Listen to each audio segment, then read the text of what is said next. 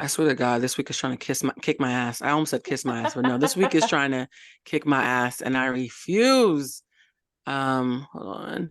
I low key want to call this episode "Scared Black People Are Mean." It is Because Halloween week. right, no, Oh, no, it is and then Halloween. let me change it. Scared old Black people are mean. Mm. That caveat really does matter. Because every time my mother gets scared, she turns into an asshole, and I'm just like, you can't talk to me like that. I'm the one keeping you alive, right? I said that to her the other day. I was like, Mom, you know why you're still here, yes?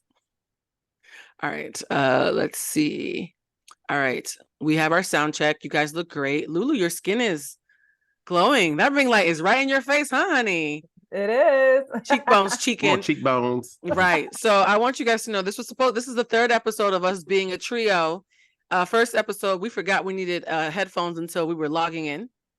Second episode, Jeffrey tried to be Beyonce and show off with his one mic. This episode, I too have a mic. We got Lulu a mic, but somebody stole her Amazon order. So for whoever's out there, Marina Del Rey, who's out there stealing mics, you owe Blue Centric LLC some money. Lulu, I'll put in a claim on Amazon. I'm just gonna tell them that people thieving for the holidays. Guys, it is so good to see y'all. The reason why I have this virtual background is because I am not in Los Angeles the way I had originally planned. I'm still in Boston trying to save my family from themselves. Guys, if I did not look like my family, I would really think I was adopted. Do you guys sometimes feel adopted when you see how your family act versus how you act? Or is that just me? Not adopted. I just feel like growth. Evolution, yes. Evolution, evolve. That's all. I'm like, got it. This is why I left. I understand got it. the chaos because I grew up in it, but I just don't Yeah. want to participate in it anymore. Yeah. How about you, Lulu? Do you sometimes? Well, you and your family are very tight still. Yeah, my family acts just like me. So Lulu's like, no. I'm like, this is why I act like this. I remember one time I had a friend, my parents were in town, and I had some friends come over. They were having like a gathering at their Airbnb. And he was like, wow, you act the same, even around your parents. I was like, my parents are the reason I act like this. Yeah. And I've met Luther and Sly. I actually want to meet your parents, Lulu. Like, I want to see who's responsible for this. Like, I really. They're a hoot. You know what's so interesting though? When you're dating somebody and you meet your parents, I remember the first Christmas I brought someone home. We were having relations. And out of nowhere, this is the thing when you have ADD, you say things at the wrong time. And I understand because I too have ADD, but this is the wrong time. We're in the middle about to have relations. And he looks over and says, yo, you really act just like your mom. You're even kind of built like her. But do you ever like, I was gonna say, do you ever catch yourself and be like, oh my God, that sounds just like my mama. Oh my God, that's something that my mama would say. That is me currently and presently every single day. Yeah, I actually think I sound like my mom less and less because I've gotten therapy. Yes, it's the therapy. Like my mother's been having panic attacks all weekend. She's done cussed out me, the doctors, the nurses, the person bringing her food. Like everybody's gotten cussed out, and I recognize it's because she's scared, right? Which is why I'm like, yo, scared old Black people are mean because they've never been taught how to deal with fear and vulnerability, and so the only thing they have is irritation and anger and crankiness. Yeah, I saw a meme. I think Lou, I probably sent it last week, where it's like, I remember always thinking my mom was always mad about something. Now look at me, always mad junior. I'm like, oh, that's exactly what it is. Well, I gotta bring it back. When Black people are mad, particularly Black women, studies have shown that's depression. Right. But Blue, speaking of my mom, I got a text about 2 hours ago. You're gonna love this. It said, you were on 25 words or less. Did you see what I just posted on my IG? Oh no, I didn't know. London Beauty, London. He's the makeup artist for Layla Hathaway, who, by the way, is the only celebrity I've been told I look like when I had locks. It's so interesting. And he texted me. He was like, I was looking at my phone and I heard a voice. He said, I know that voice. And then I looked up and he sent me a picture of I was like, oh man. Yeah, which my mom, she wasn't watching. One of her church members saw it. The church saw you on 25. Who knew people were watching 25 words or less? Exactly. So that's why she's like, why you ain't telling me? I said, I forgot about it. We shot that back in April. So let's bring the audience back in, guys. Back in April, Jeffrey and I went on. Now, I love that this happened today, so we can actually talk about it because we were on embargo and we didn't have enough money to pay for lawyers. But back in April, Jeffrey and I auditioned for a show called 25 Words or Less, which is basically a really rich version of Taboo. I, Blue Chalusma, have not lost the game of Taboo in 15 years. So I'm being serious. People play Taboo with me and they get angry. It's like spades. It's like my spades. And so Jeff and I practiced like 3 times a week leading up to this. We got there and they made it clear that we're the best team that they had seen in a long time. To the point, and Jeff, you can collaborate this. When we went in, you're supposed to do an episode, and if you win, you stay to do a second episode. They were so sure we were going to win. They said, "What do y'all want for lunch after this first episode?" They told us to start thinking about our lunch order for the second episode because we were so exceptional. They put us up first. That boot camp was so dry. We were the most exciting things in the boot camp. Like they were just kept calling on Blue. The man that was speaking kept using Blue as an example because I think he was flirting with me a little bit. I'm not even gonna hold you. they were so dry. I almost got me a white cat at it. But no, like we were so the favorite. And then at one point, I remember that guy, the producer, said, the only way y'all could lose is if the celebrity completely fails you. That's the only way y'all could lose, if the celebrity does not understand the assignment. And guess what, y'all? The celebrity did not understand the assignment. Lulu and Jeff, you're gonna have to tell me when my voice is distorted because I like to put the mic next to my mouth when I'm upset. It's very phallic. I'm working on that. So the guest was what was the celebrity? Andy Richter. Fucking Andy Richter. Okay, I hope Andy Richter. God, Andy. You're probably a nice person, but I hope you stub your toe every time you got out of bed for the rest of your life for the way that you made me and Jeffrey lose all that money. Okay, we were up to $100,000. Do you know what that means in this economy? $100,000 in 2023 is about $200,000 in 2019. $100,000 playing Taboo. Yeah, so yeah, we could have won a lot of money. So if you saw Jeffrey and I on 25 Words or Less, don't text us. Yes, that was us. And yes, you did watch us not play at all and then smash the last round when it didn't even matter and then lose. And guess what? The girl who was the other celebrity, she should have been our partner. But guess why they didn't pick her to be our partner? Jeffrey, tell them your theory. Because she was black and we black. They didn't want to put all the black people together. Andy was white and the other two we playing against was white. All the brilliant people were black that day. Not in general, guys. Please don't send me messages. It just so happened we were the best team in the room and we were black. And the best celebrity in the room was also black. And so on some thing to make it swirly, they robbed us of our money and put us with Andy fucking Richter. Fucking Richter. What was he doing? How did he lose it? Nothing, because he had to tap. All he had to do was tap us in. He wasn't picking word because each word was like worth a certain amount of points or dollars or whatever. Yeah. And he was just scared to pick the larger ones because he may have not known what they meant, but it didn't mean that we didn't know what they meant. Yeah, well, I think honestly, I don't want to do the race card so early into the episode. The clues get harder the more aggressive the color is. So green means something easy, yellow means something medium, and red means something hard. I think Andy might not have heard our diction and might have underestimated our intellect. Because Jeffrey and I were thinking, as long as you pick a bunch of reds and we get really high points, we could actually win the game. Even though we haven't played the first 2 rounds, as long as you give us hard ones and we pull them off, we could win. Andy comes on and he picks all yellows and greens, which means it's numerically impossible for us to win, even if we smashed it. Even if we did, yeah. And not only did we smash it, we had time left. Like we picked all the answers and just stared at the screen like, how you feel, bruh? We done. How you feel? How you feel? So yeah, I'm gonna find that episode just so I can cry. But yeah, that sucked. And we met Meredith Vieira though. She apologized to us. Shout out to Meredith. Meredith was great. Meredith, they said Meredith don't talk to nobody. She stopped and took a photo with me and Blue. Oh, you know what, baby? Yeah. I can post that today with the episode. The episode, okay. I'm gonna post the photo. I don't know if I'm gonna post the episode, but I'm gonna post the photo. But yeah, it's bad when Meredith Vieira leaves her trailer to come say goodbye to us because she feels so bad. But yeah, so that was about disappointment. You guys, speaking of disappointment, I'm going to segue right into our topic. I gave you guys a heads up. Usually I surprise you guys with the warm-up topic. But today I felt like we needed to talk about how, and this is the title, Keith Lee is running through Atlanta like Thanos. Okay? Jeffrey, this one I had to pick because you're a chef and I needed somebody in the culinary word. See, and I feel bad because I'm not well-versed in this thing. You don't have to be well-versed. I sent you all the links for you to catch up. It would have taken you 30 seconds. It was a busy day. Okay, go ahead. I'm gonna catch up with the audience though. So even if you're not caught up, you ain't gotta tell us, friend. Moving forward in podcasting, if you don't know, you fake it. You don't announce it to the audience that you don't know what's happening. All right. So there's a chef, not chef. Now you got me thinking about you. There is a TikTok food critic called Keith Lee who has over 14 million followers, guys. 14 million human beings watch what this man eats on TikTok to figure out if they want to eat there too. He's also a former MMA fighter and a loyal family man.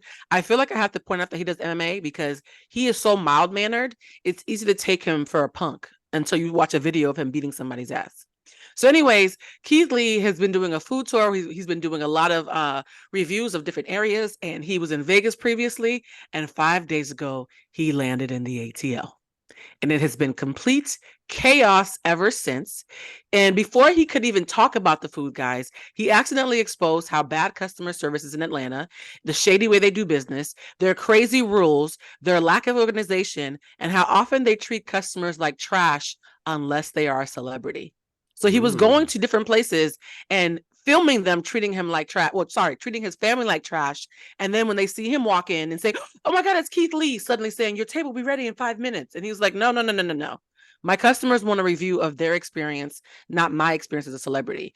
Two of the places that he got in trouble for the most are a place called The Real Milk and Honey. Apparently the tea is in Atlanta. Please tell me if I'm wrong. The tea is, they call it The Real Milk and Honey because there's another place called Milk and Honey. So they put the word real on top of it just to steal their name. That's shady. That is shady. That's shady as hell to call yourself the real when you came second.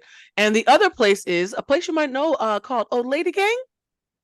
That is started by 90s singer, producer, and Tony nominated songstress Candy Burris. So the Old Lady Gang, I know they have people waiting for 90 minutes. And so Keith had his family walk up and said, "Nah, we don't take reservations. We don't take orders. We barely got food, y'all. I mean, it is what it is." And they told him they couldn't do nothing for him. Keith Lee walks up and they immediately say, "We could get you seated in 5 minutes."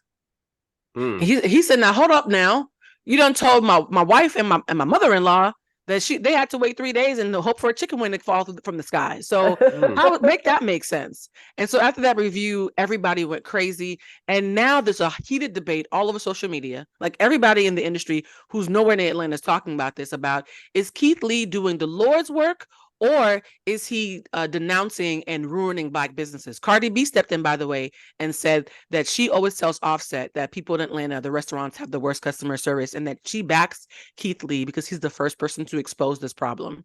So what do you guys think? Do you think that it's okay for him to be dishonest because it's mostly Black businesses? Or is he a traitor to our race because he's exposing that we have bad customer service in the ATL? I think that he's doing the Lord's work. And I think a lot of people have those issues. I think that the reason why there was so much publicity around this is because so many people have been experiencing it. And then to have somebody go on this large of a platform being like, they treated me like shit too until they knew who I was. They weren't taking no phone orders. You couldn't sit down till everybody was there. All these weird rules, $1 for a little thing of butter. It's like, what? Yeah, a pat of butter is $1, y'all.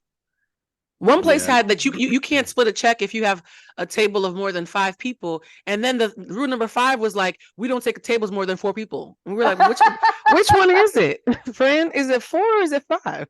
Yeah, I am obviously, being a chef, being in food and beverage and everything. I work in marketing, food and beverage. I work in front of the house, back of the house, and now I have my own private catering. Like, customer service is your job. Like, yes, we want the food, but you would be surprised that even when you have bad food, how much stuff people will let slide when the customer service is immaculate. It's like you can't have both. You can't have bad food and bad service.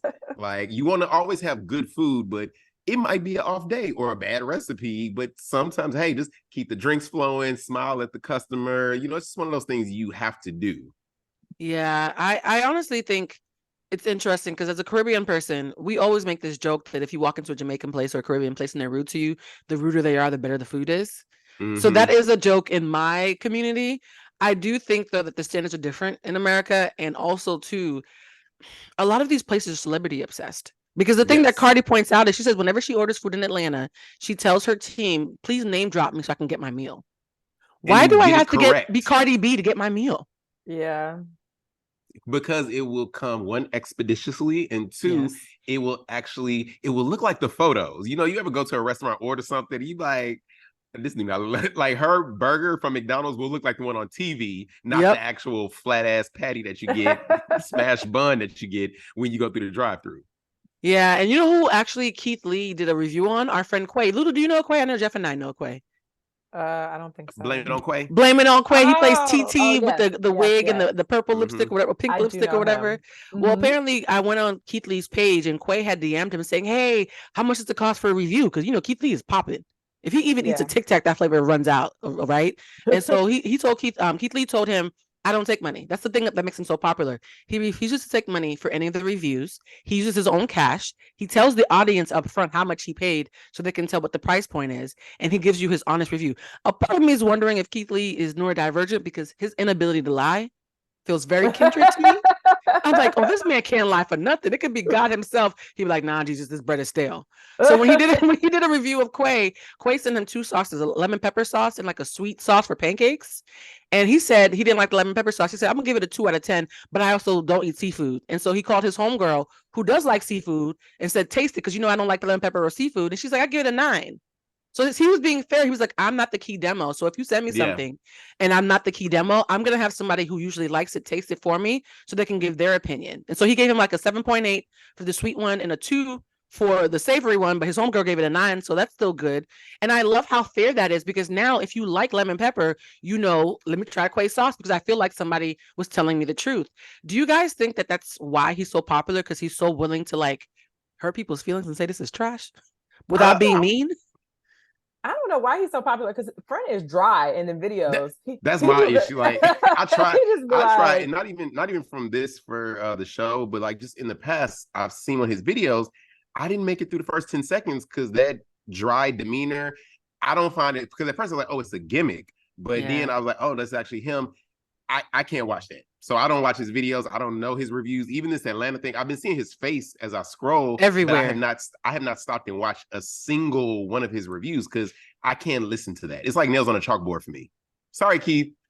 I still listen because I think he's from Detroit, which is why I started. And he's like a super family man, which I think is cute. And then he was telling stories. Like I think he got on my radar because it was like a pizza place in Vegas that was like basically almost going out of business, and like one of the workers DM'd him and was like, hey, the food is really, really good here. It's a family-owned business.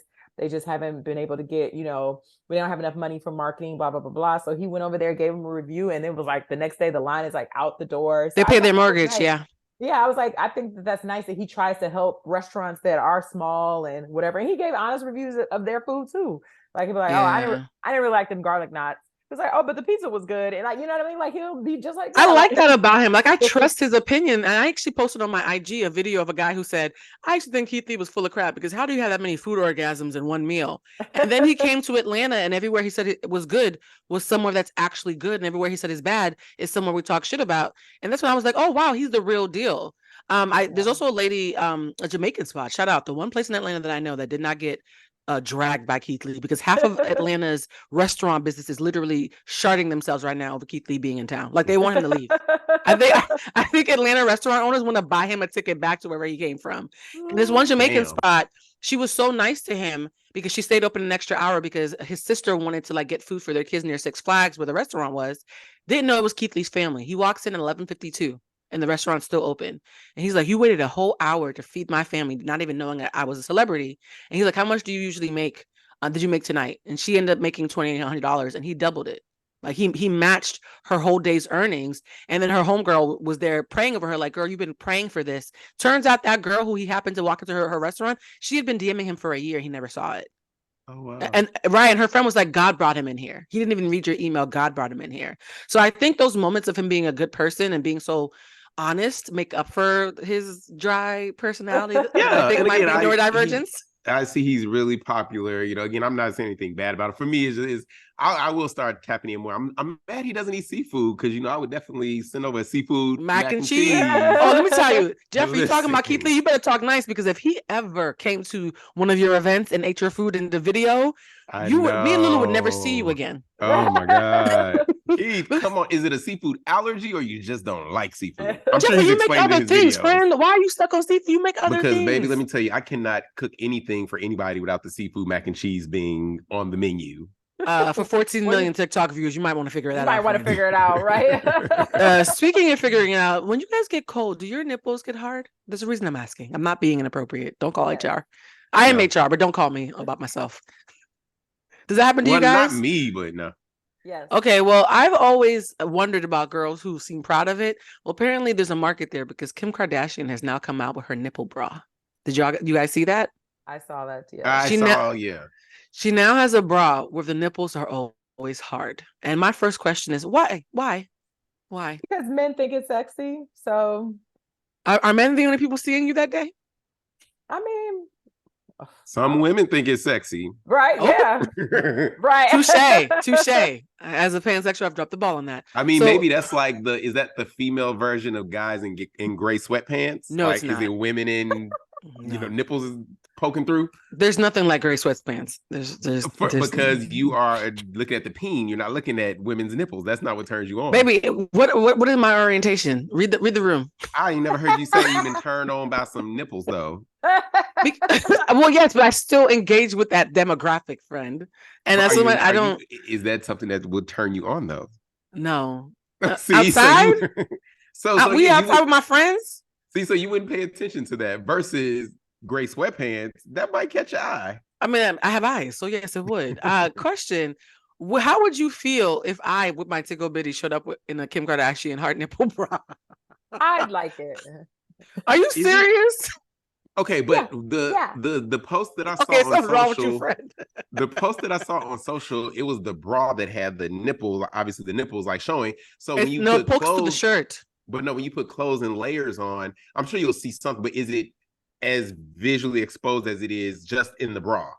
Yeah. Let me tell you, when she did the commercial, she didn't announce that was the product until the end of the commercial. The minute the commercial came on, I was staring at her nipples.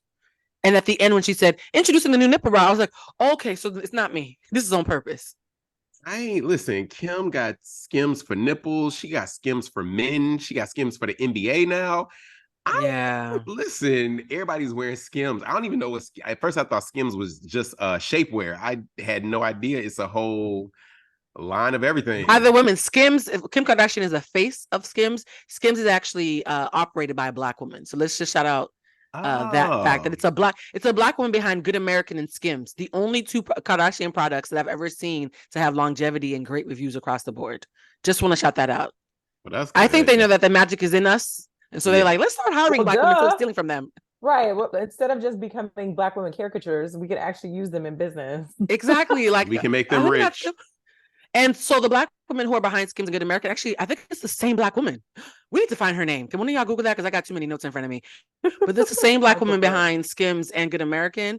And I want to shout her out. If we ever do a Black business or Black entrepreneurs or boss bitches, shout it out. She is going to be on the top of that list. I feel like she was on, I didn't know she was Skims. I knew she was Good American. I can't think of her name, but I know Lou is looking her up.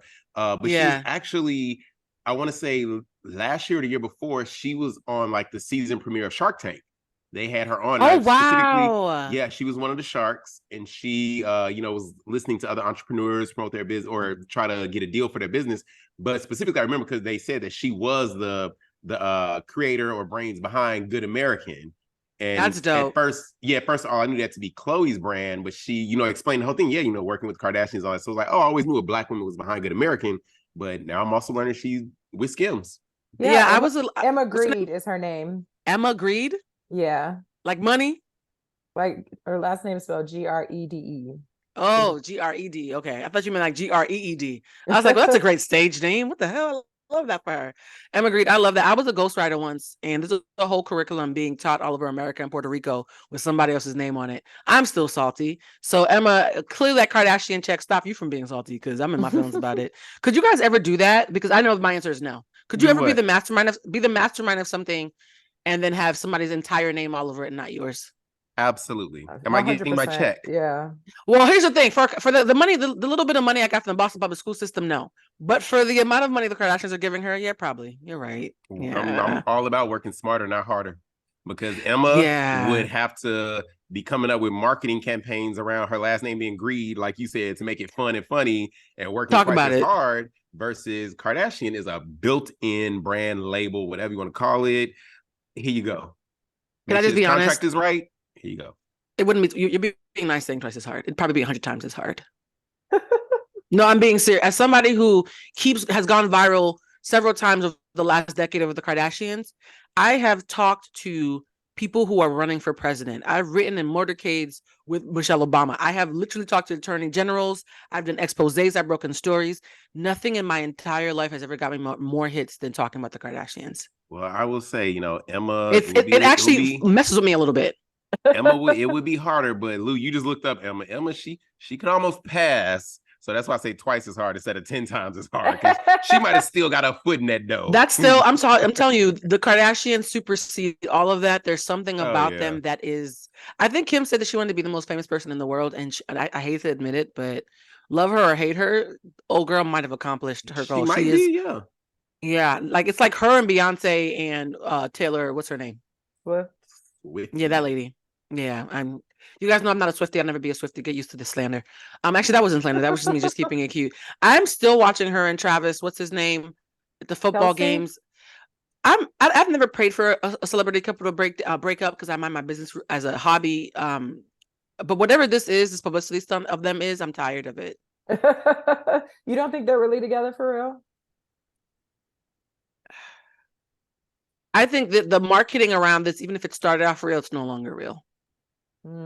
Something can be. I think it started off as publicity stunt. And when you have to spend that much time together, actual feelings might develop. So they might now be a real couple, but starting off, I've seen Travis Kelce's type. I'm just going to disagree and keep it at that. But I don't understand what would Taylor Swift need need more publicity? So basically the back end story is she was in a contract that stopped her from saying yes to the NFL the 4 different times that they asked her to be in the halftime show. That contract just ended, and so now she is one of the biggest touring artists in the world, and she no longer has contractual restrictions. This might be a rollout for her to potentially be in the future Super Bowl finally after years of trying to get her on. Why wasn't she able to do it? Because her contract, I think it was like she was with Pepsi and they were Coke or something like that, where it was literally, It was a contractual conflict. So now that I think it's weird that the conflict has disappeared and she's suddenly in the stands. Right. And she's also in the stands with one of their white male people who is beloved by Black women, one of the hardest demographics to get it without Beyonce. Right? Because Black women started to love Kelce a lot when he went on those shows and made it clear that he likes melanin. And so it's almost like this brilliant thing of you get to introduce Taylor finally after all these years of waiting for her to be contractually free. And you have this person who's going to appeal to white America and Black women who are the biggest critics at the same time. So if somebody was going to make it a ploy, it's actually really brilliant. Yeah, I was gonna say it sounds brilliant to me because it'll be a love or a hate watch. You're either watching it, regardless, but you're watching it regardless. So exactly. Taylor getting more bag. I'm not a fan, but get the bag. I saw something on Instagram that said this guy, he took a shot every time they mentioned Taylor Swift. He's in the hospital, and he was in the hospital. Yeah, I didn't even see the tweet. I just know that if that had happened, I would be in the hospital. I'm very tired of that. You know what I'm also very tired of? Let me actually find a nicer way to key this up because she deserves better. Guys, we want to do a round of applause. I can't applause because I'm holding my mic. Much like Jeffrey last week, I have to hold my mic this week. Holding mine too. Oh, really? So we're going to do a little, and I'm going to have a green screen, guys, because that's you didn't know until now, but that's a fake background from my mama's house. Let's do Lulu. A round of applause for Jada Pinkett Smith has made the New York Times bestsellers list. Hey. Jeffrey, look at you snapping. They called you a hater in the comments. The comments were like, that man, he just determined to shit on Jada, ain't he? He didn't hate her face. I love Jada. Jeffrey's dangerous. He's up here just being myself. I was like, oh, it's not Jada specifically. It's all women. Yeah, it's all women. Okay, wow. I just watched it. No, see what I was going to say. That, Jeffrey. Jada, no. I think Jada just finally hit my breaking point of all celebrity. I'm like, why are we in y'all business? Why? It's not just Jada. Jada was just that final straw that broke the camel's back, but it's all celebrity business. Well, your back was broken, bro, because they were like, what the hell is wrong with Jeffrey?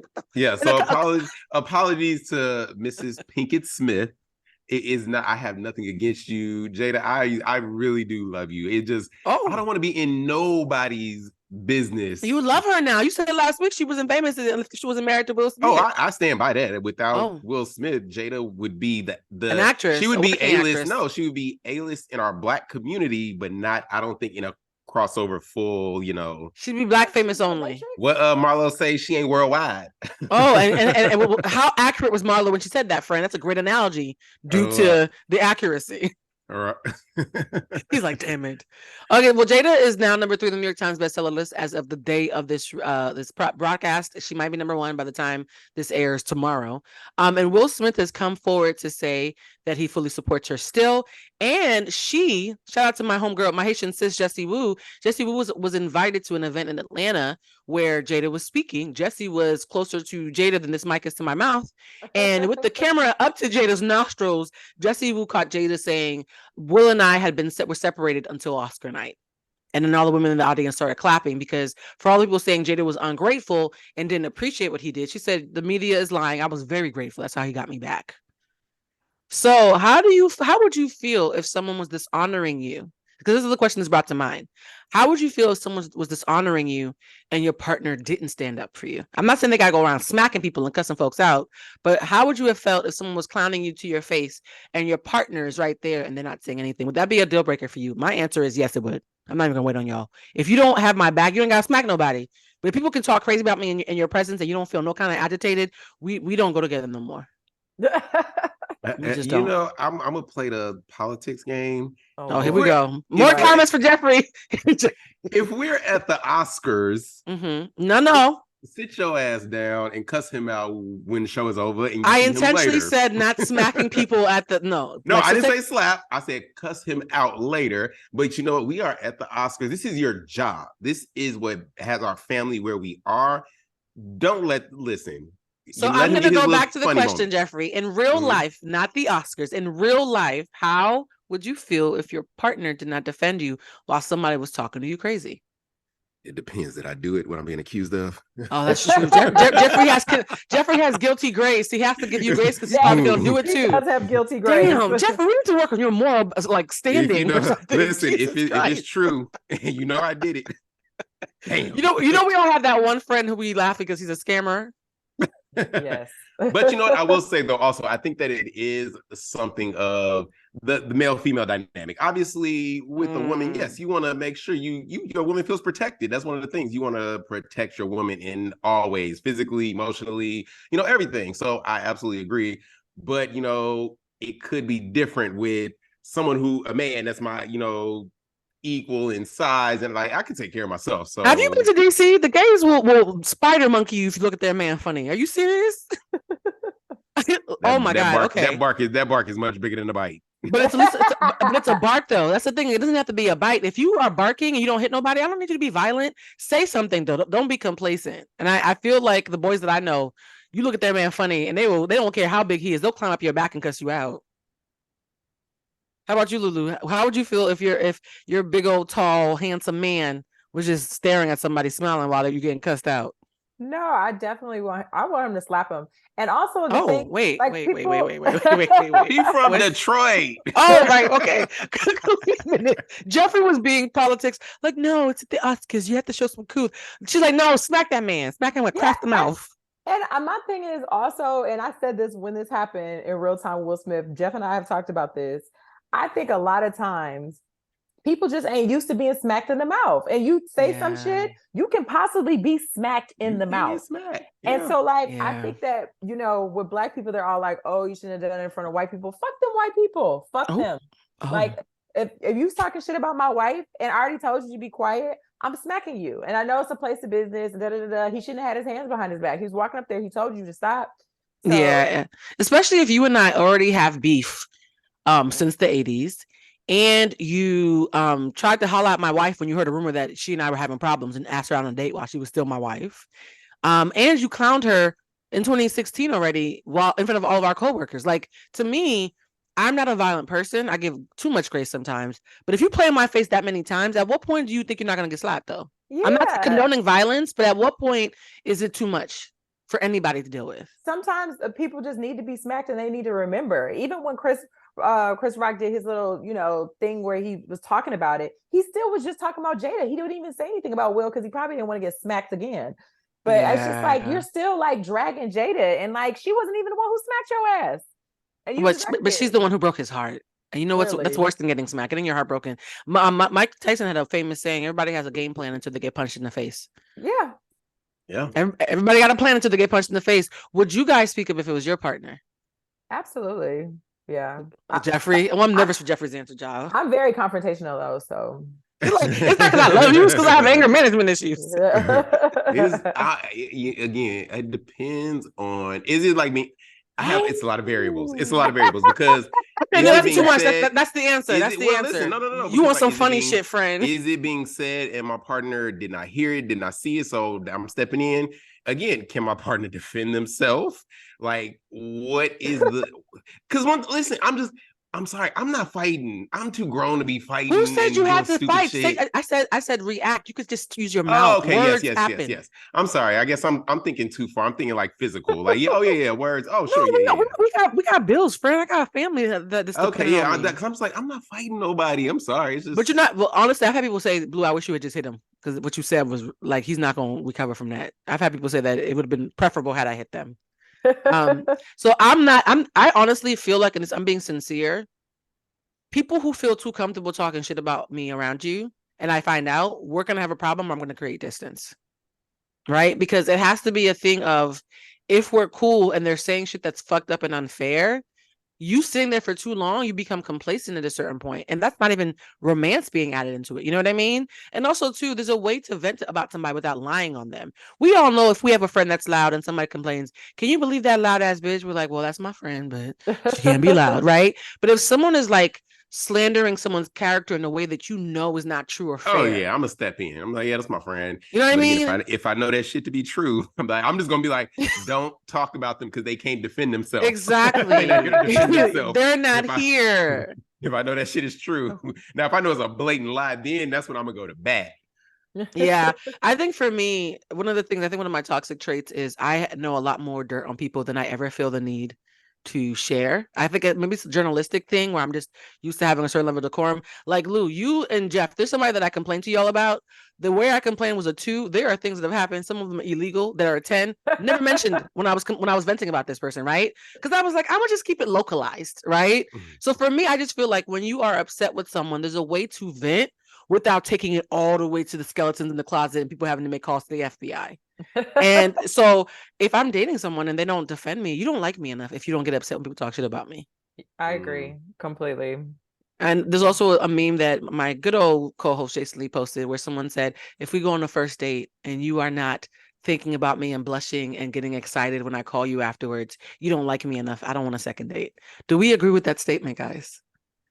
Oh yeah, from a first date, yeah. It should be blushing and waiting. Look at us being cocky. I agree. I know it's probably problematic, but I agree. I need you to be a little obsessed. I'm actually there right now. But it ain't gonna work.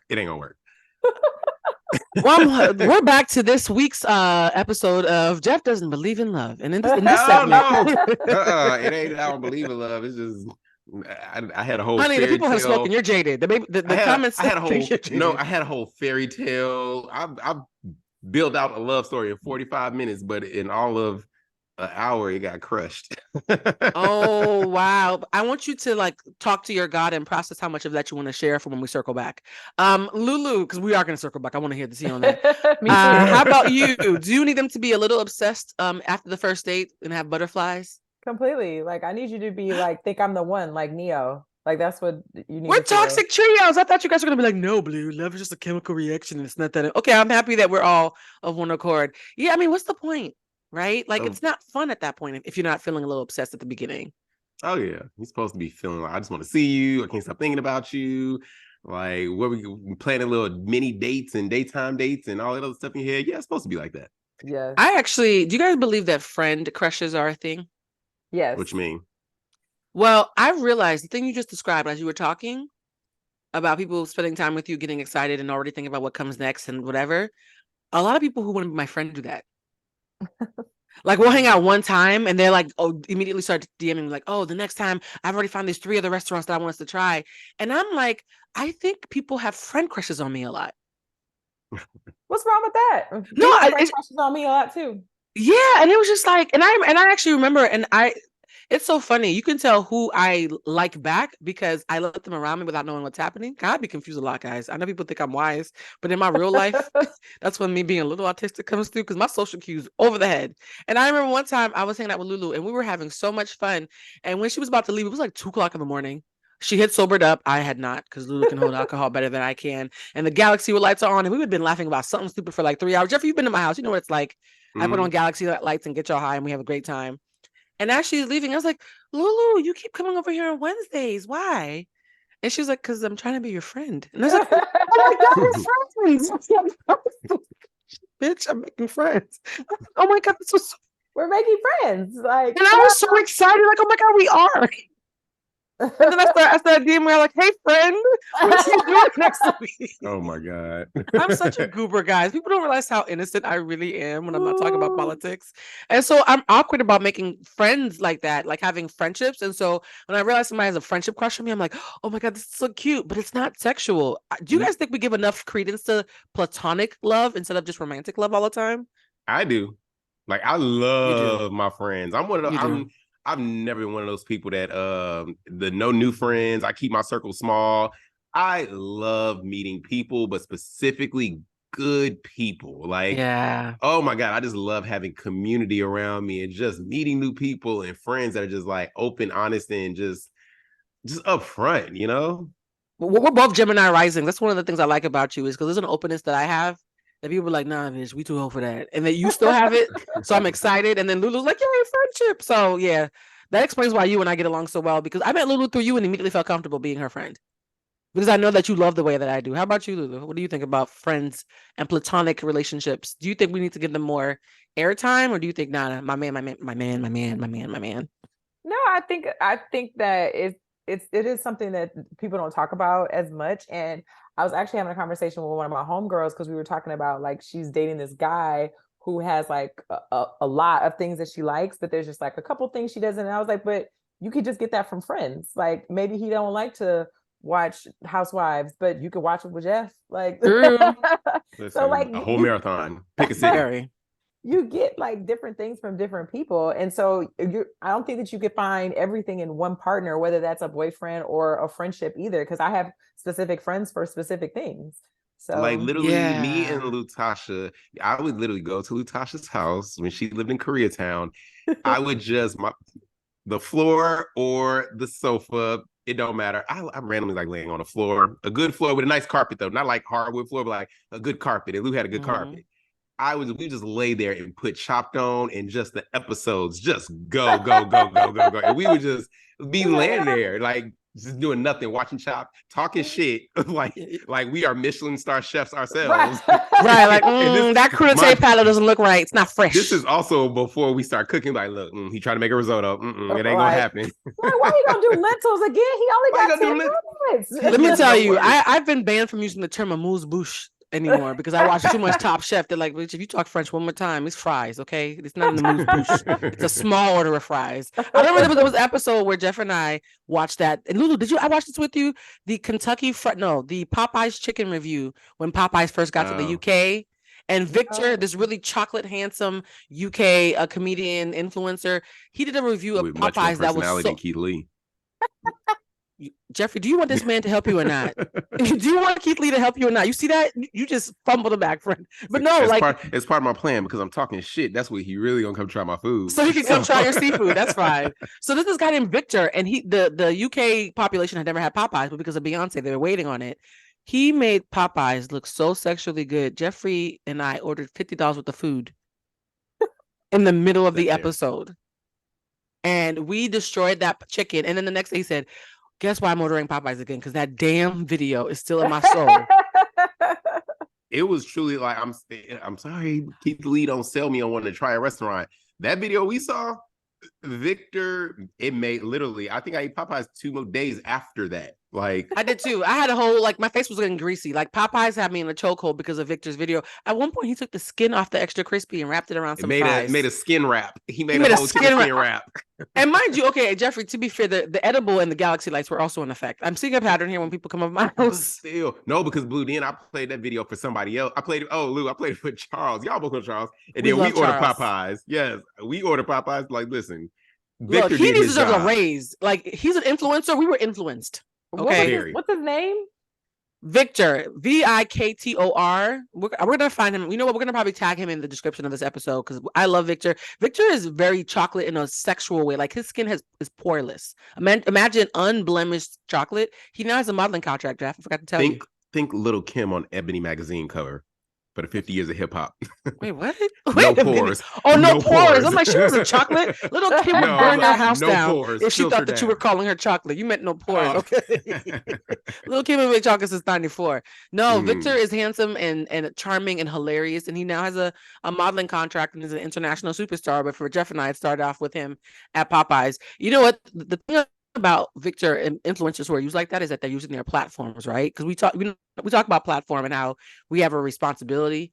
And so it's funny when I read the comments about Jeff and I was like, this is so funny. I think because Jeff and Lulu and I are talking, all three of us forgetting that they're strangers who are watching this. Jeffrey, there are people who also agree with you. I want you to know that there was some, I'm not sure if you wanted them to agree with you or not. You might want to check what they were on January 6th, but like, it was one of those things where I realized your platform is so important because you never know who's watching.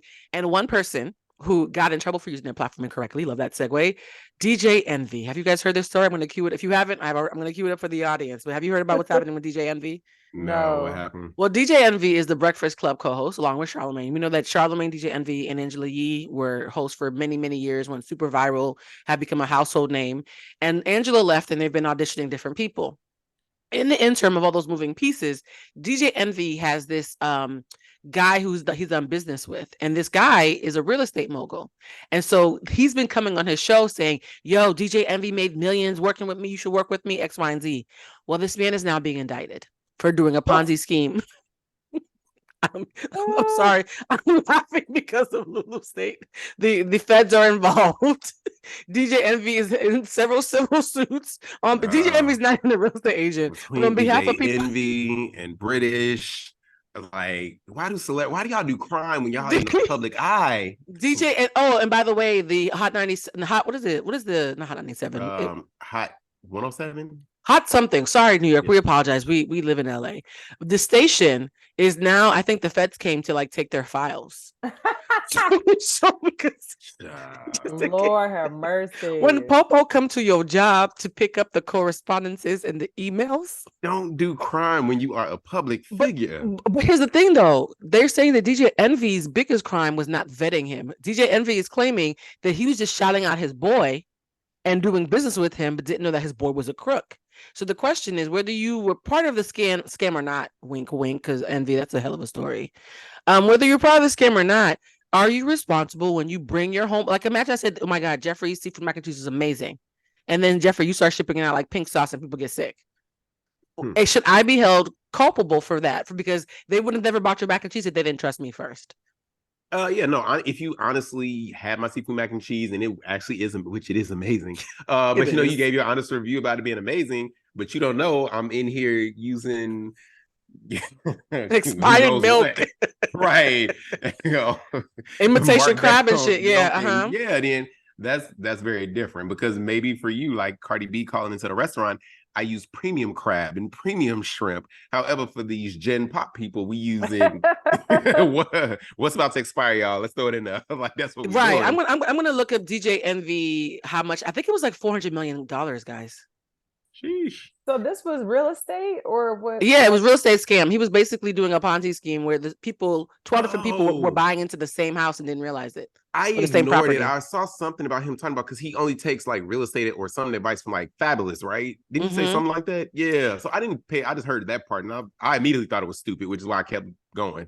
He got hundreds of people. Like there are people who put in as low as 150K, as high as several millions, and there's about a couple $100 millions have been scammed overall.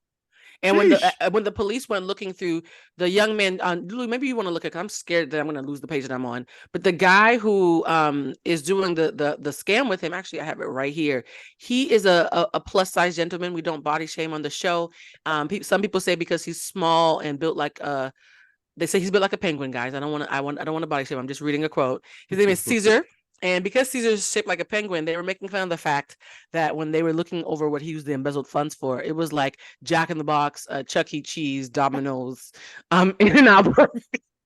He was just eating his way. I don't want to laugh because that's just fucked up. So, like, that just speaks to me of somebody in pain. If I'm doing a Ponzi scheme, embezzling millions, and I'm eating my feelings, that sounds like guilt to me. No, I'm saying it as somebody who should have eaten.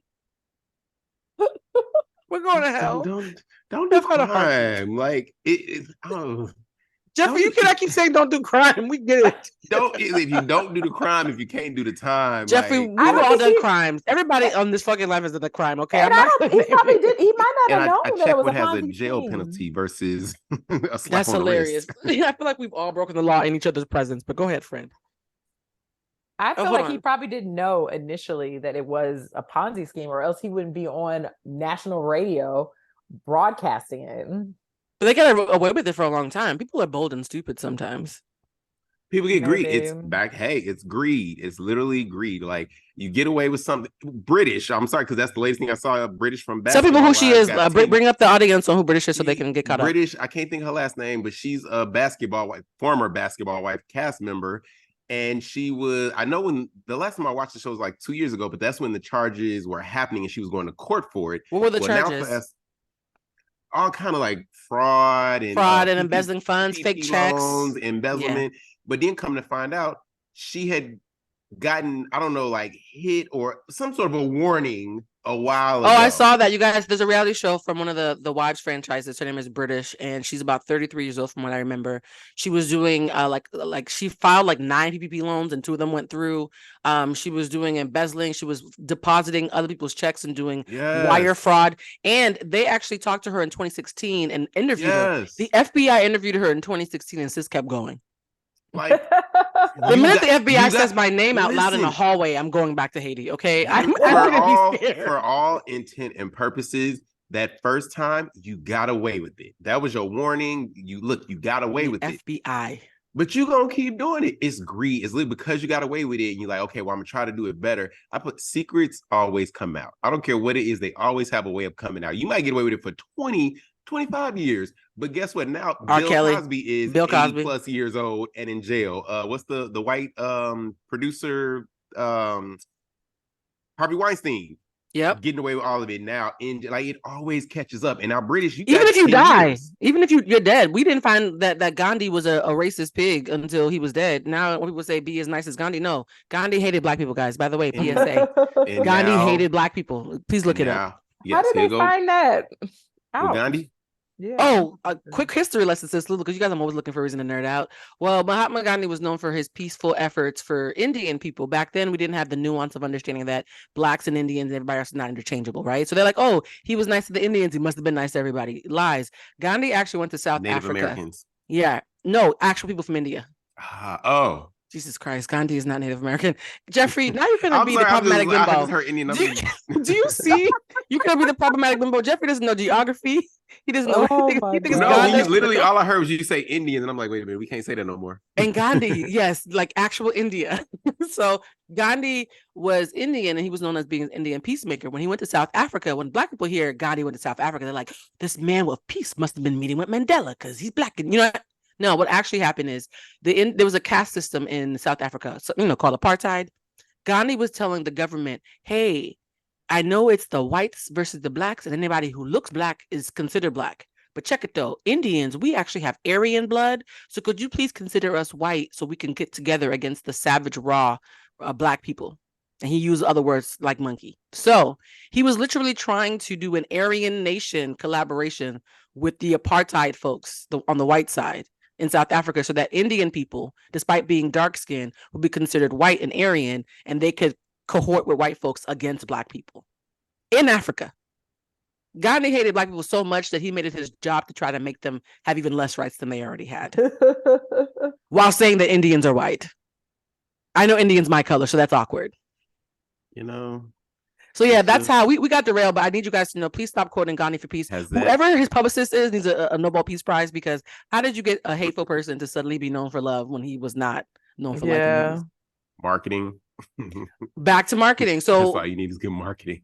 It really is. So what we're saying is, do we think that DJ Envy should go to jail or get in trouble for being the reason why Caesar was able to get 400 million? Because Caesar, I'm sorry if you've seen videos of him, he's not compelling enough. I wouldn't even buy socks from that man on the subway. Oh my God. I'm being honest. My light just fell down because God don't like when I'm ugly. Sorry, God. Go ahead. It's just, again, I just feel like if you had knowledge of it and you're doing this, then yeah, if you were stupid enough to go on your nationally publicly syndicated radio show and talk about that, then hey, the feds should be knocking at your door. But if he honestly had no clue what in the hell was going on, isn't that reckless endangerment though? If you're not doing your due diligence and it's causing harm, isn't that reckless? I should have been a lawyer. $400 million, friends. Getting other people to buy into it? Yes.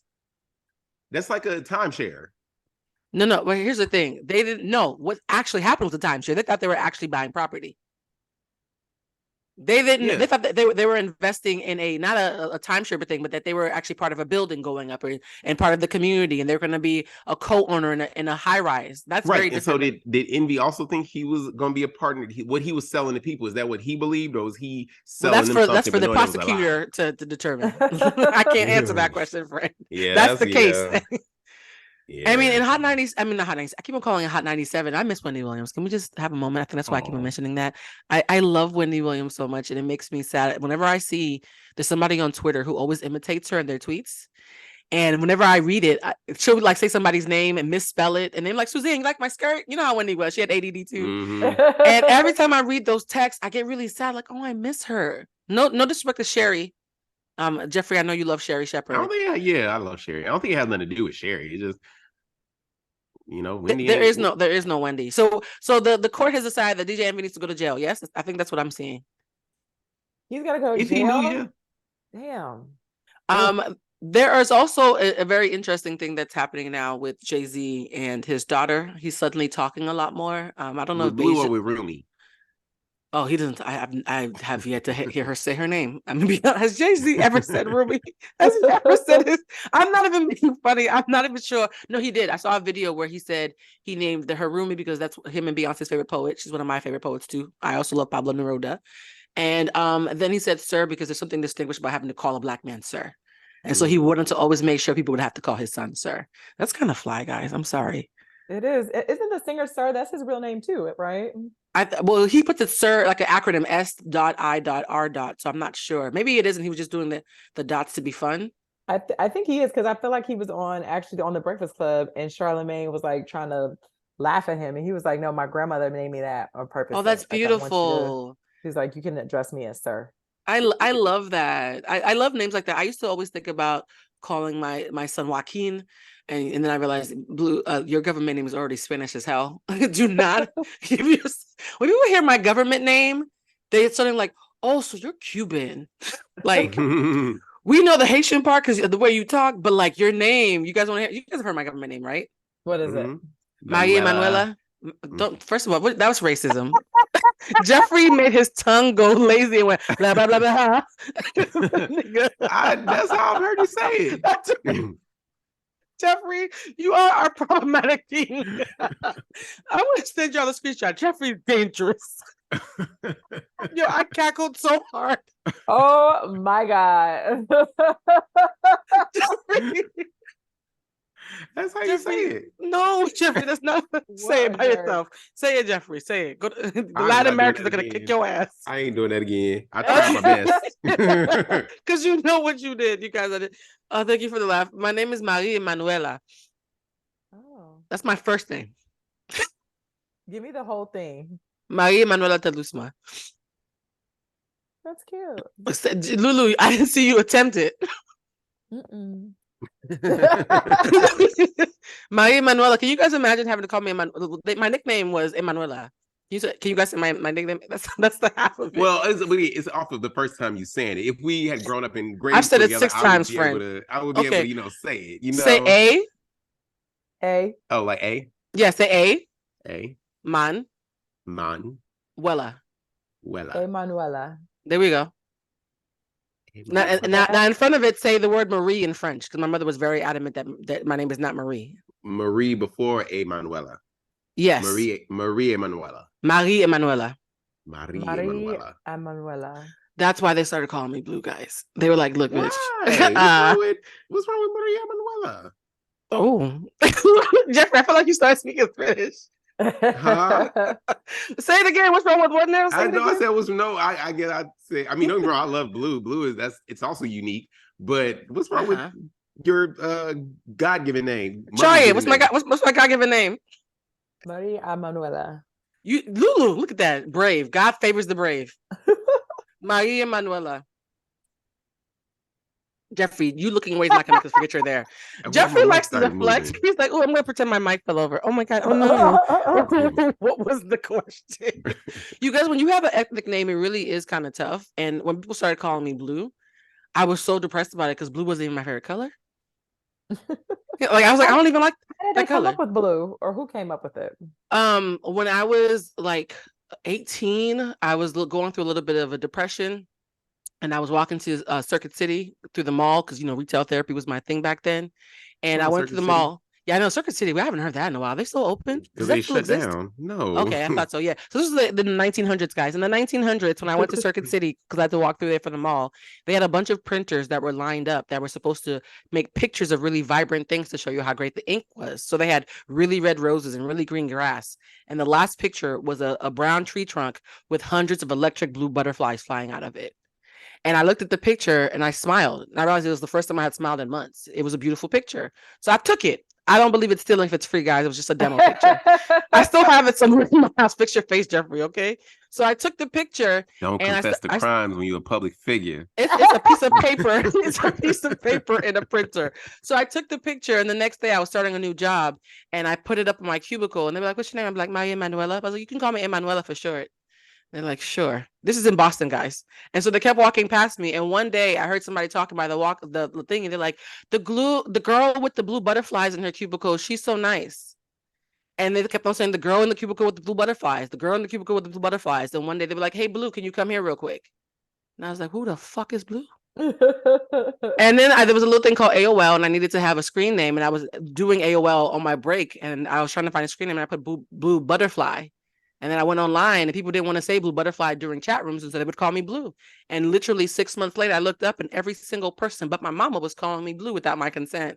And I called my best friend, and I cried. And I was like, "I think they renamed me. Everybody keeps calling me Blue because it's easier than Emanuela just because of the damn butterflies." And he was like, "Well, you've had a really rough couple of years. Maybe this is your chance to start over." And that day I became Blue. I would never have picked it for myself, but it's crazy because my friend said, when you close your eyes and think of black, jet black. When you close your eyes and think of red, it's usually maybe one shade of red. When you think of blue, everybody gets something different. Blue means different things to different people. And I think that applies for me because y'all be getting different sides of me. Lulu, how did you get your nickname? Is it just because your name's Lutasha, or was it something that you would sing, or how did you get your nickname from? I never want to assume. Well, I have several nicknames, and it's funny because Natasha. Natasha. Whenever people call me, whatever they call me, it's like how I know like what stage of my life and like where I met them from. Exactly. But Lou, I think is just a shorter, like Lulu is just shorter of Lutasha. And as somebody who also has an ethnic name. Yes, that's true. American names can be ethnic as well, guys. I had an ethnic name that I feel like it's spelled exactly how it sounds, but people will look at it and be like Natasha, Letitia, Latusha. And I'm just like, there's not even an N in the whole. Wow. I think people get overwhelmed when they can't remember names because Emanuela, of course, like people call me Amanda Fella and all types of crazy shit. But when I started going by Blue, the reason why you guys always hear me say my name is Blue like the color, people were like, "Why do you always say like the color?" It's because one day I said my name is Blue. She heard ooh and had many options to choose from, right? This bitch said, "Your name is Glue?" And I said, "Yeah." So nobody's ever calling me Glue. I don't like that. I've learned. So I was like, my name is Blue like the color. People hear what they want to hear because I am called Jeffrey. How do you mess up Jeffrey? Oh, nobody ever hears the ERY. I literally always introduce myself as Jeffrey. Oh, Jeff. Oh, Jeff. That's very familiar. That's very familiar. Because nobody in my household growing up, mom, cousins, grandparents, everybody, siblings, nobody calls me Jeff. My name is Jeffrey. They don't shorten my name at all. My name forever has been Jeffrey. The only time I ever heard Jeff is outside of the house to other people. So one is like, okay, this is a family identifier. I know we family because family calls me Jeffrey. And then at first I used to just let people just, okay, yeah, that's what you call me. That's what you call me. But then I got to a point where I correct people all the time. They're like, oh, Jeff. No, my name is Jeffrey. No, my name is Jeffrey. Oh, do you prefer Jeff or Jeffrey? That's no, why you do that. The first time I met you, I remember somebody did that around you, and they were like Jeff, and they were like no, and they were like Jeffrey, and I was like, wait a minute, but isn't Jeff come from Jeffrey? And then I realized no, he wants you to say his whole name. I thought it was because you didn't like people being familiar. No, because that's what I grew up with. Now, like super close, like y'all, I've known y'all and we're super close. So I don't mind it. It's just the thing when I meet people and they just immediately feel like that. Because I'm have a firm stance and people treat you the way you allow them to. So Absolutely. Let's start with introductions. First off, you're not going to mispronounce my name. That me allowing you to slide by with mispronouncing my name, we're not doing that. My name is Jeffrey. Now you can ask me, okay, Jeffrey, can I call you Jeff? I might be like, okay, sure, but you don't just assume, oh, Jeff. No, it's not my name. Sorry. My name is Jeffrey. And then when they spell it, I am very big when I get emails, anything. Yes. I look at a person's name. I always look to make sure I spell it correctly. When I tell you nobody ever pays attention, my name is spelled E-R-Y. And that is one of the because I'm just like, you ain't even try. You get very it's so funny. When the first time I ever saw you do like a stank eye roll, it was around your name. I was like, yeah, Jeffrey doesn't play about his look at me. I stopped calling him Jeff. I don't feel comfortable anymore.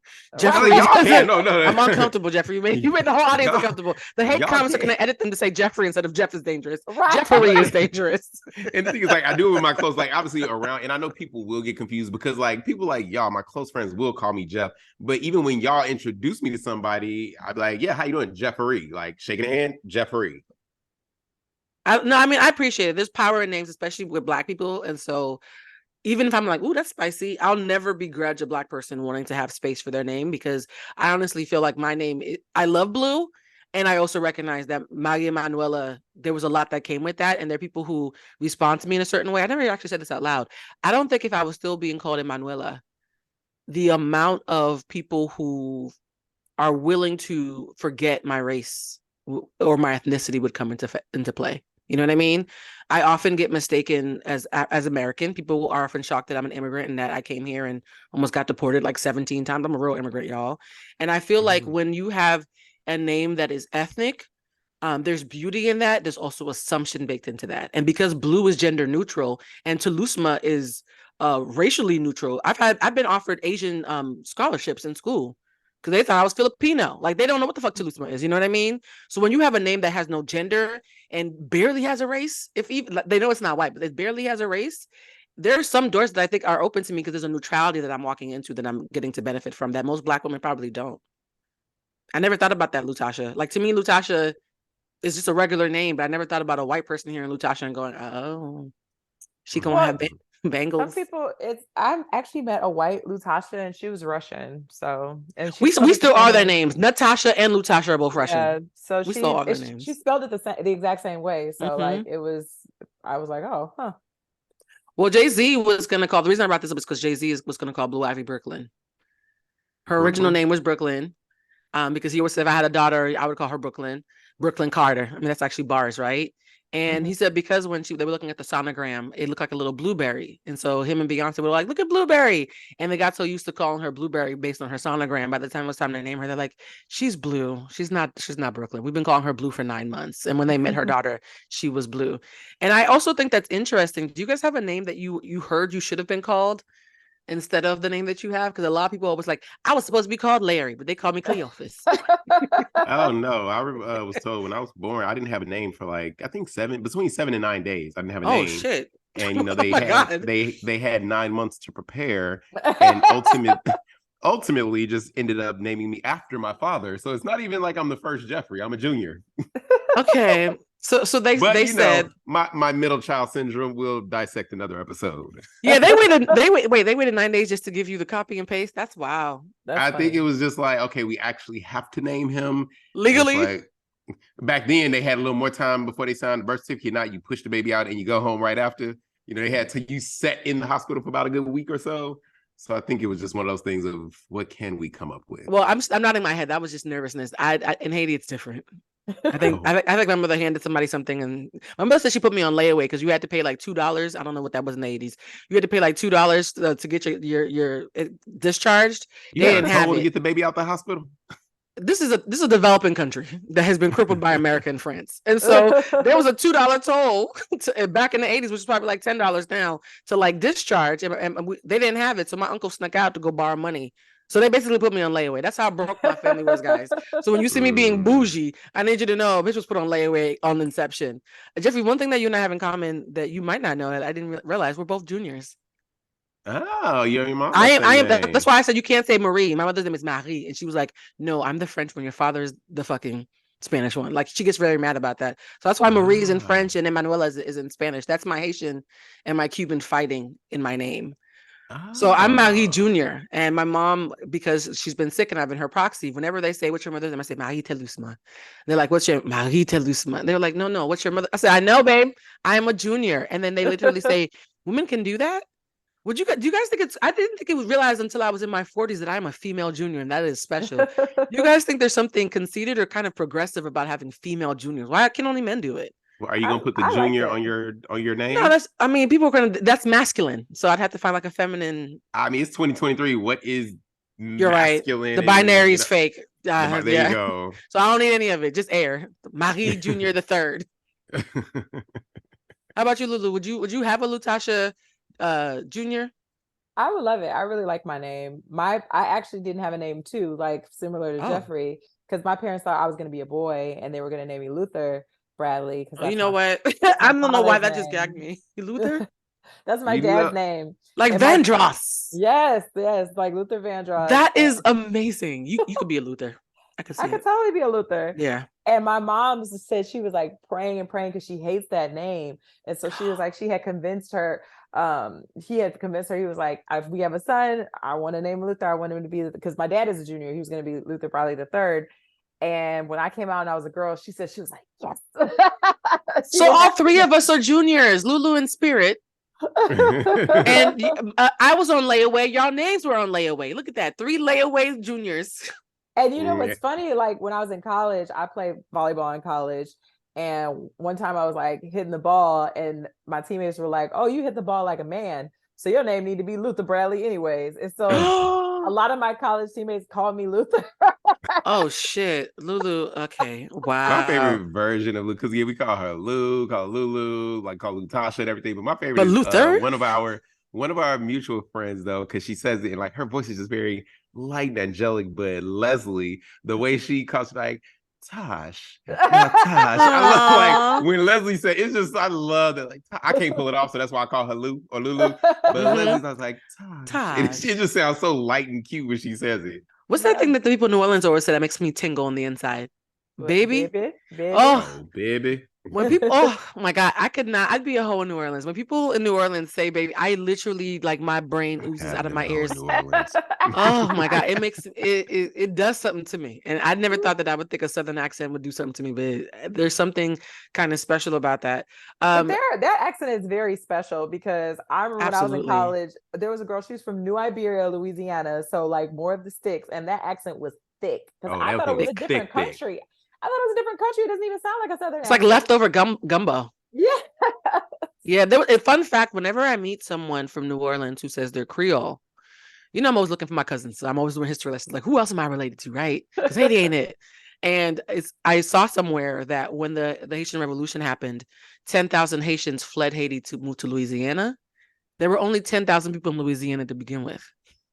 The Haitians literally doubled the population. So when people talk about being Creole, Beyonce part Haitian, y'all. That's what breaking story. Hit the mic.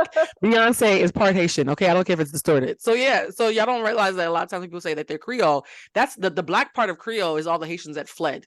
Yeah. So it's interesting when I think about the culture. I think honestly, it feels very French down there. Like the language almost sounds like they are Southern people trying to talk French, right? Like it feels like Southern French gumbo. I just know they're sexy when they talk. So your name should have been Luther. Jeffrey, do you know what your name should have been? You didn't have one. My bad. My name was supposed to be Rachel. It's Rochelle in English. My mother refuses for me to say my names without an accent. It's Rachel. Do you guys think I would have been a better Rochelle? I could see it. Where did that come from? Was that a family name or? No, my mother just liked the name Rochelle. And she said one of the reasons when she knew that I was a little witchy, We don't talk about it, but she just goes like this with her fingers and means witchy. She knew I was a little like this because when I was 7 years old, I started writing short stories about a girl named Rochelle. And my mother was like, "Who's Rochelle?" And I was like, "Me." And she dropped the coffee. She dropped the coffee a lot in my childhood. I would give her messages from the dead and shit. If you guys want to sign for readings, I've been like this since I was 5. But no, like seriously, like I would have dreams about a little girl named Rochelle. And her name was Rochelle Murphy, and she had a boyfriend named Eric. I was a little horny little kid. Maybe that's your little girl you were having dreams about. Well, that's spooky. Jeffrey, don't do. Oh, it is the day before Halloween. I do have a spirit baby. I've been told. Do you guys believe in spirit babies? How babies choose their parents or their families? What does that mean? I was going to say I ain't never heard of that. A spirit baby, from what I've heard, is a child who is connected to you but hasn't been born yet. Oh yeah, so no, not at all. I do not like children, so I have none connected, tethered in any way, shape, form, or fashion. Nope. You can't even have a spirit baby. Nope.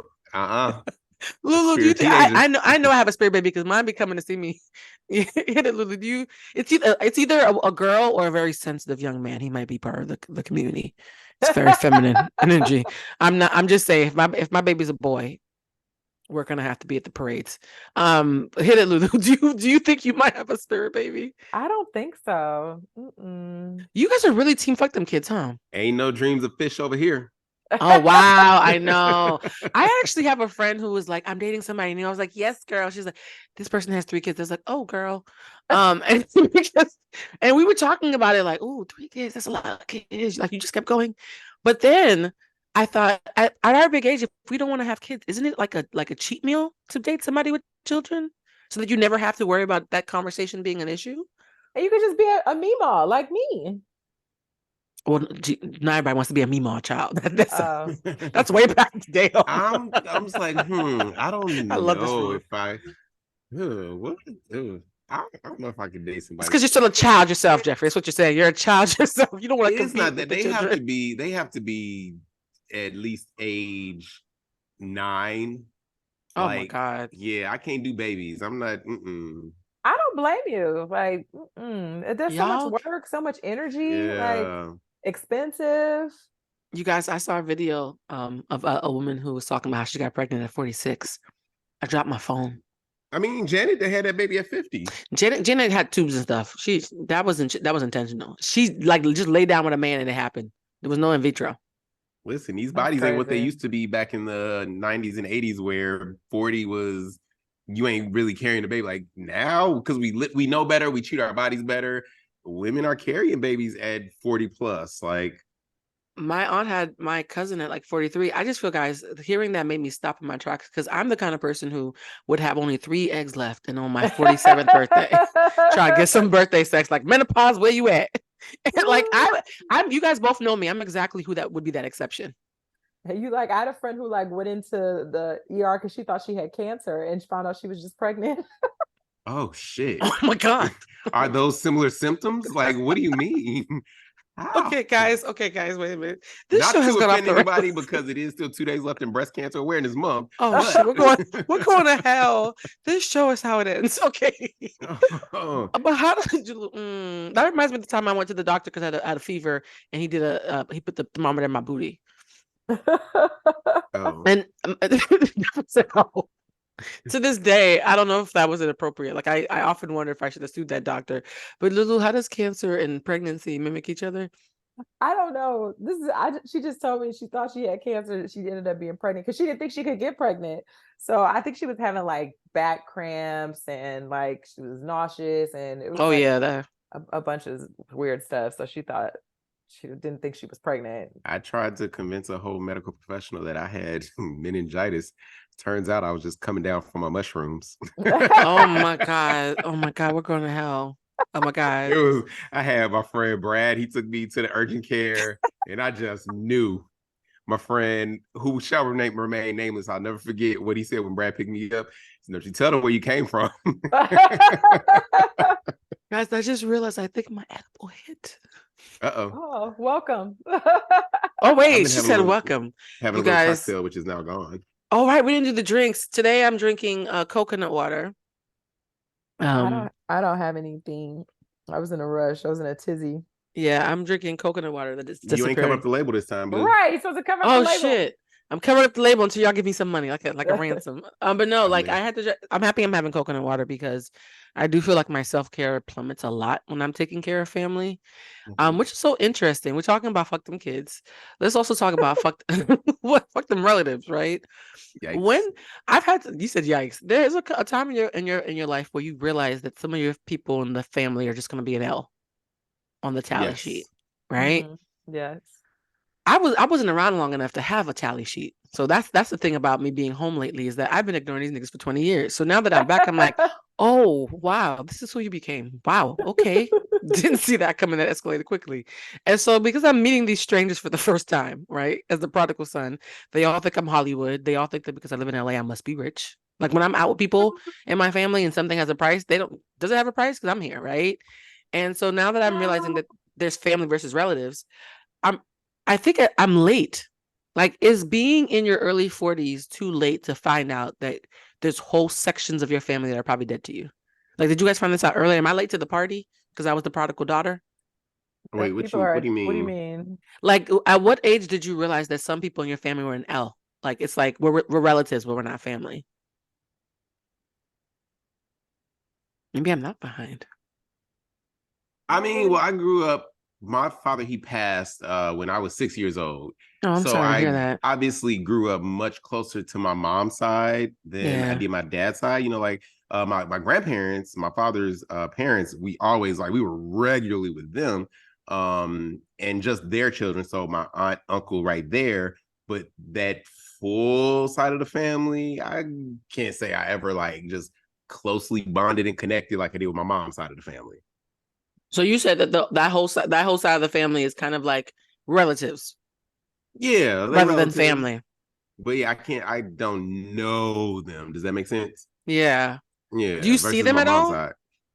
Oh, well, not anymore. Not since I left Chicago Heights when I was 18. This was back in 2000. I graduated 2004. And baby, saying I never looked back might be an understatement. An understatement. Yeah, you really never look back. Lulu, do you have any else in your family that you've accepted? Like, this is just somebody I'm related to. I mean, I'm close with both sides of my family. Like, obviously, more your mother, but as I got older, I've been getting closer with my cousins on my dad's side of the family. But I mean, I don't know. Like my grandmother is really mean, so I don't really fuck with her. I love hearing stories about Lou's grandmother. Wow, yeah, Lulu, that's a big one. Look, right, Lulu, pause. You just did that whole thing. Like, no, everything is Gucci. We love each other so much. Mima's a motherfucker. Okay, fuck Mima. Like, wait a minute. That's a big one. Grandma is a big one, Lulu. Yeah, I honestly think because I was the oldest cousin, and when I left, I was 21, 22, and they were all like 4. Like I left because one of my uncles just kept on popping out kids, and then my other uncle started synchronizing with him. I was like, yeah, I'm out because y'all are not gonna have me babysitting for the rest of my life. So I left all these infants and like young kids and thought, okay, when I come back as an adult and I've got my money and got my coin and figured out life, we'll all be adults and we could all hang. So I think I always had this image of my cousins and I always hanging and being friends in adulthood. And I realized that my cousins are attached to uncles that I don't fuck with. You see what I'm saying? So it's like if I don't talk to your daddy and you and I get along really well, I still might not see you at functions anymore because he's going to be talking in your ear.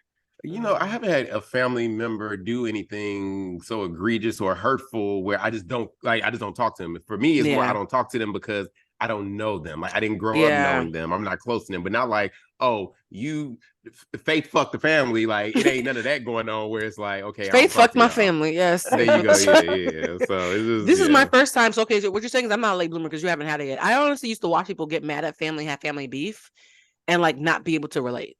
Like I'm just like I either don't know you or we cool. Like there's no hatred. Like this is the first time where I've been like, no, if like I told my family, don't invite me to his funeral. Yikes. Oh wow. And I mean it. Right? Because he is just someone who I don't think is a good person and has cost me in ways that I'm just now recognizing through my mother. And I think I'm not used to that. I'm not used to having family beef. You know what's one thing that does cause family beef? I think the reason why my uncle has such disdain for me is because he thinks I might be queer. And I was like, really? We're still doing that in 2023? Like, we still. When I found out that was the reason, I was like, you cannot be that basic. I almost was disappointed that it wasn't something sexier, like, I told his wife that he cheated on her or something, right? So I was like, that's it. That is boring. It was anticlimactic.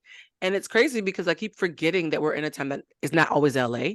And there's someone right now who's having to deal with having to come out because not everywhere is LA.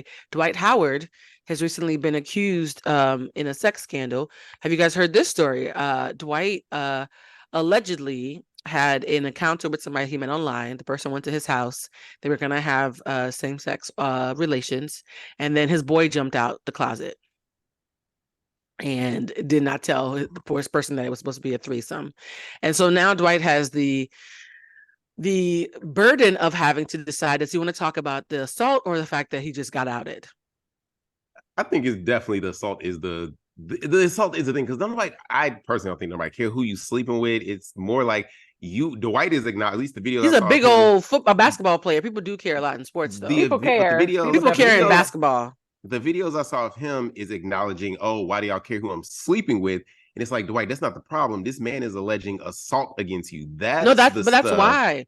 The joke is the assault is so bad it made him have to admit that he was gay because that's the lesser of two evils. Like, he's like, yo, if I have to say it's consensual and admit that I slept with him just so I don't get in trouble for assault. Yeah, I mean, well, to him, hey, I wasn't there. I don't know the full extent. I saw a couple of screenshots of text messages, but I don't know the full extent of how long the conversation's going and other things that might have been saying, because the person, never mind, I haven't seen everything, but it is like these allegations are showing clear signs of assault. Like, this is what you really need to address. Like, you stop jumped joking out about of a closet and said, surprise? How would y'all listening. react if y'all were about to get down with somebody and a whole other nigga came through the door? So that's why I didn't read the text messages. Know your audience. You gotta know your audience. Jeffrey said, I mean, what kind? Jeffrey, we're going to hell. Oh my God. Shut up, Jeff. Sounds like a party. What do you look like? Send me his Instagram. Right. Like the more the merrier. Listen, I mean, okay. Lutasha, you were saying put like a trigger warning or something on this. Lulu, what was your answer? How would you feel if somebody jumped out the closet and said, surprise? I would not be happy about it. I doubt I would beat them up, but like, I don't really? think I would be pleased. I should think I would beat somebody up if I was butt naked and you just said the surprise. I think I might hit you. Are they ugly? Oh my God. Oh my God. Sometimes surprises can be great.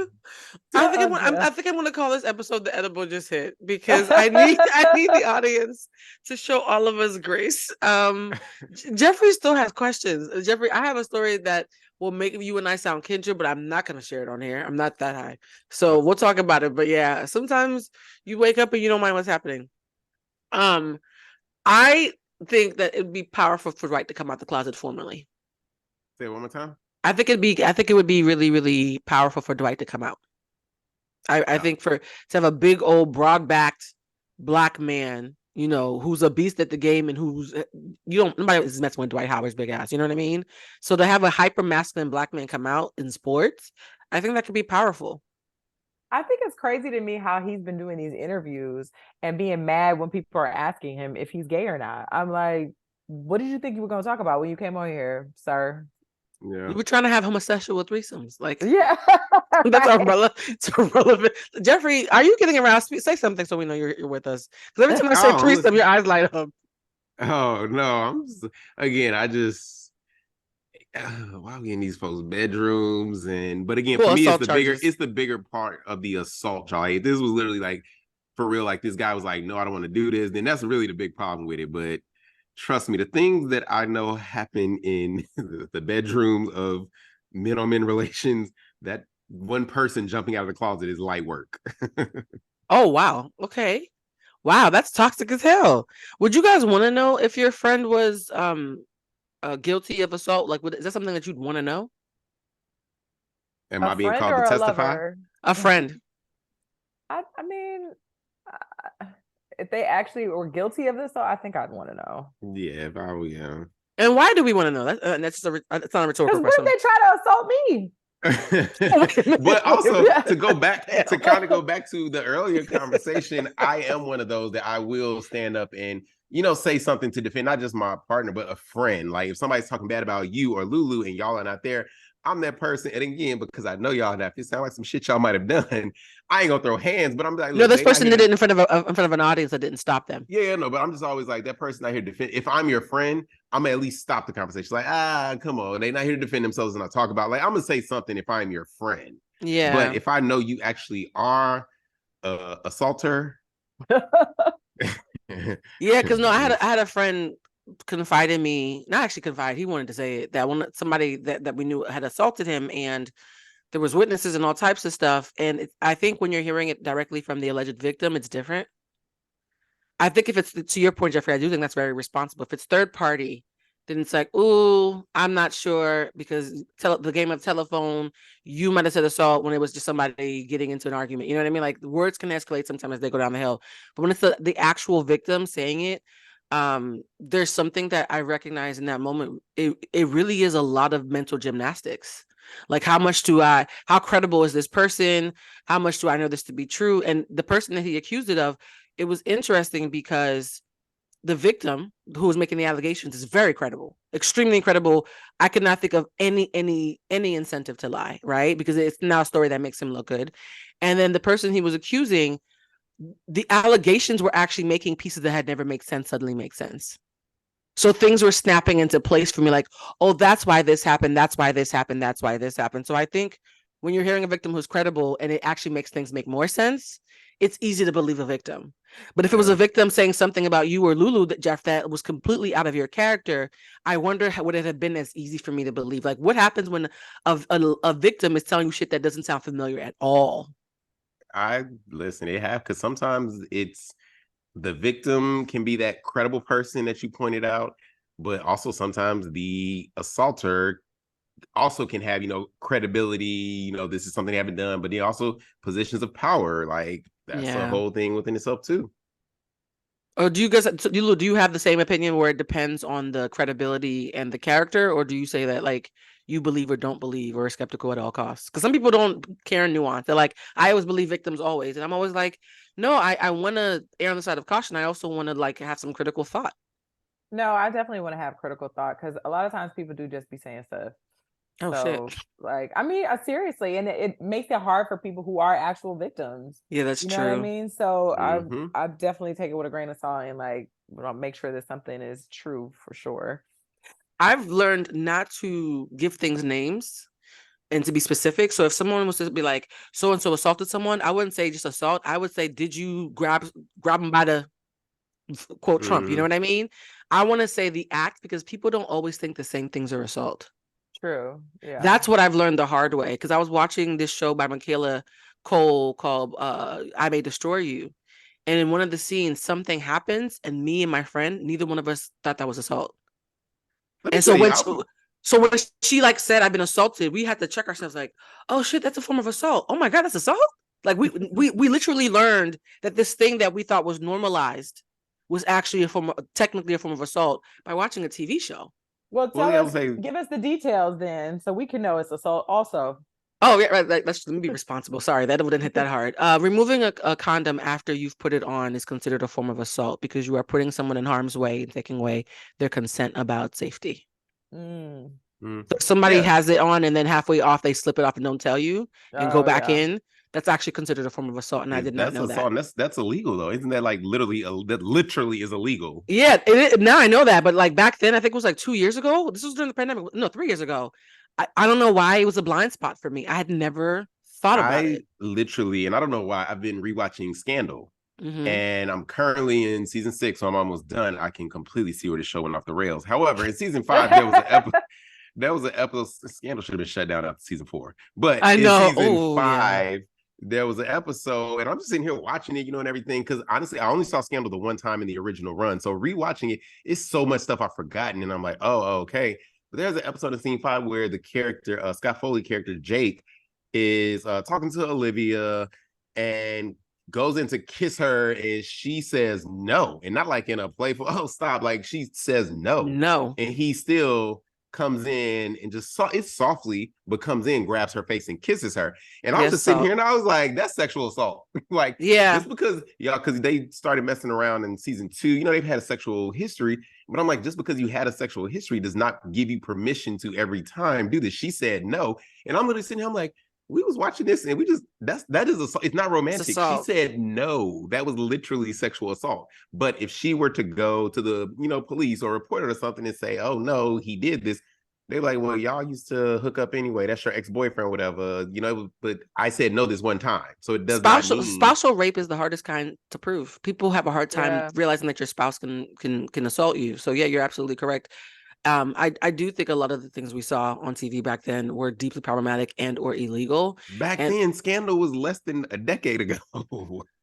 Child, everything is 1999 to me. I'm sorry. Everything is 2007. I'm stuck on 2007 and 1999. I don't know what happened in those 2 years. And but no, seriously, a lot of those shows did not age well. And I do think that if Dwight Howard did assault someone, he should pay the time for it. Somebody said that there's video allegedly of him on the court yanking people's penises, and I didn't have time to look it up. But I'm gonna look it up, guys. Let me Google that. So I'm being so serious, and so if that's the case, and he's like a known predator who's been doing this in any kind of capacity, I want him caught. I just don't want us to rush to throw him under the bus if this is just some messy lover scorn type stuff. I do think due process is really important, guys. This episode, I don't know if I should call it what should we call it, spirit babies or say my name.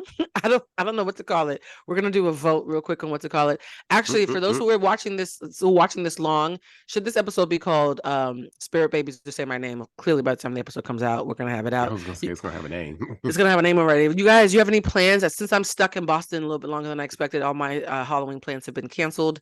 Do you guys have any plans for the upcoming holiday? Because it's gonna be Halloween when this drops. I will be working. I will be downtown LA at Harbor House. Feel free to come check us out. We got karaoke from 8 till 11. So we're doing costumes and karaoke. Again, by the time you see this tomorrow, it might be 8 o'clock. But if you see it in advance, come on down. I love that. How about you, Lulu? Well, I'm going to be at Jeff's thing doing karaoke and costumes. So I'm not going to be there. Why did y'all tell me? But you've been before. You've seen the space. It's so beautiful, right? Oh yeah, I've seen the space. It's beautiful. It's really nice. You guys, I'm gonna be in Boston getting my hair braided and family stuff, and probably sleeping and balancing my checkbook. The fact that I'm in Boston for Halloween, actually, I don't know why. I'm never in LA for Halloween. I think I've only been in LA for Halloween during the pandemic when everything was shut down. I've never been in LA for a Halloween where things were actually open. So this is interesting. It's happened again this year. But I know that's weird. Next year, please do something. Let me know what you're doing for Halloween. I want to finally, after 5 years, have an LA Halloween. But for those of you who've been asking, the next Own That Shift workshop is out. That's what I'm going to be working on. The link is OTS24. That's O as in own, T as in die, and S as in shift. People really don't pick that up sometimes. OTS24. .eventbrite.com. It's limited seating. It's international because we do it on Zoom just like this, so it doesn't matter where you live. Somebody in Dubai actually woke up in the middle of the night to take the class. Oh wow. I don't know what kind of we had Dubai, Canada, London, which is wild to me because London to LA is a huge time difference, and Trinidad. So it's like one of those things where I'm always like, I can't imagine waking up in the middle of the night. But if you are somebody who's open to waking up in the middle of the night to take the class, it doesn't matter where you are. And also, Lulu and Jeff, I wanted to extend to you guys on camera that if you guys want to join us for the next one, so that 2024 you can be equipped to deal with some of the fuck shit that might be thrown your way, because 2023 tried to take us out, y'all. I want to on air just to let you guys know you have a free invitation to join the class. I know people always, the few times a semester when I do, people are like, sure, but whatever. They come into the class, they're like, I know it's gonna be like this. Like it's look at Jeffrey. Did you hear that? That was a nervous. Oh no. Feelings, Jeffrey? I need you to know that we can hear you. No, honestly, I was kind of stuck in my own thought when you just said 2023 tried to take us out. It, for some reason, I don't know why. It just made me literally think of this weekend with Matthew Perry passing. I was like, oh, Chandler. Yeah, I know. Oh, way to bring it down while I'm trying to take it home, Jeffrey. God damn. You shouldn't have asked me. Did I mention the dead? How was I supposed to know you talking about? You know what's wild? Two things are wild about Matthew Perry dying. I'll say the tasteless one first. Literally, almost 1 year to the date, Matthew Perry said it on a publication, why is Keanu Reeves alive and Joaquin Phoenix is dead? It should have been Keanu instead. And a year later, I didn't read the article. I just thought that the tagline was horrible. A year after him making that tasteless joke, he's dead himself. That's weird. Also, his last Instagram post was him in the very hot tub where he died.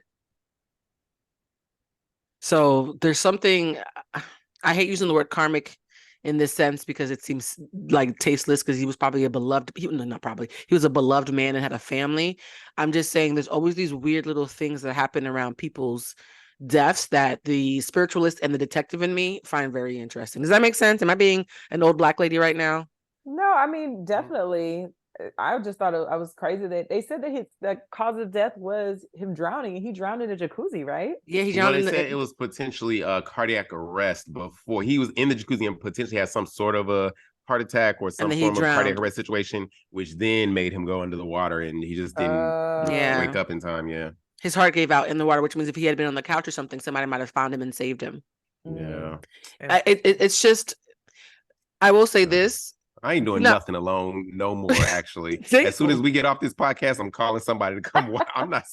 Oh, that's the excuse? Oh, because we were talking about death. Can you please come over tonight? Listen, that's I need hot, somebody Jeffrey. alert at all That times. is so hot. You are cat daddy. If you want to know, I think I'm about to get off this podcast and be very toxic and cook for somebody I shouldn't be cooking for. However, another Jeffrey, podcast. We're going to talk about you love bombing people that you're not trying to be in a relationship with in one of the episodes, friend. Oh, that's not the issue. Another episode. Jeffrey's hiding so much tea. Okay, I love you guys. And honestly, thank you for making me laugh after I had spent the hour before cussing and yelling. You guys totally helped my mood. You are human Prozac. I adore you for this. Look at Jeffrey, just smile. Like you were just taking the shit like, what else, friend? No, I just want to let you know that one of the comments, because I was joking about the comments earlier, is that somebody says that they really love our energy as a trio and how it's a little bit of everything. You know, there's sugar and spice and Jeffrey. Everything nice. There we go. Finish it for yourself, friend. Yes. And so I love that what I saw in this little trio is being picked up by people and people are commenting on it. Because I really do. Jeffrey, even though I'm here, Latasha Brennan.